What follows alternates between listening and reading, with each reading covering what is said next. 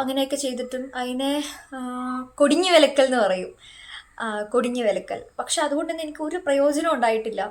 ആ ചെയ്യുന്ന സമയം എനിക്ക് തോന്നുന്നത് നമ്മുടെ മനസ്സിൽ ആ ഒരു സാധനമായിരിക്കും, കാരണം അത് ചെയ്തിട്ടുണ്ടല്ലോ, വേദന കുറയും എന്നുള്ളൊരു സംഭവം ആയിരിക്കും.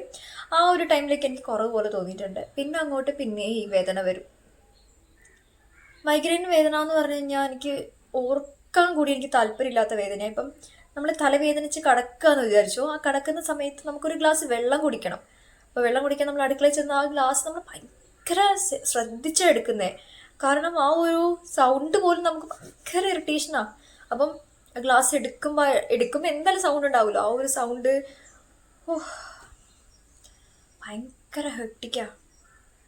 എനിക്ക് തോന്നുന്നു മൈഗ്രെയിൻ ഒരു തവണ അനുഭവിച്ചിട്ടുള്ളവർക്ക് അതിൻ്റെ വിഷമം മനസ്സിലാവുള്ളൂ. ഇനി ആർക്കും ഇല്ലെങ്കിൽ വരാതിരിക്കട്ടെ, കാരണം അത്രയ്ക്ക് ബുദ്ധിമുട്ടാണ് വേദന.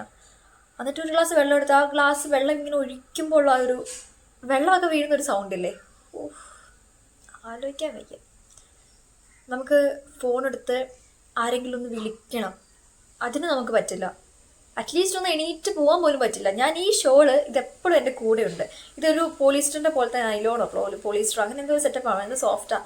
ഈ സാധനം വെച്ചിട്ട് തലയിൽ മുറുക്കി കെട്ടിയിട്ടാണ് ഞാൻ കടന്നുറങ്ങുന്നത്. അത്രയ്ക്ക് പെയിനാണ്. പിന്നെ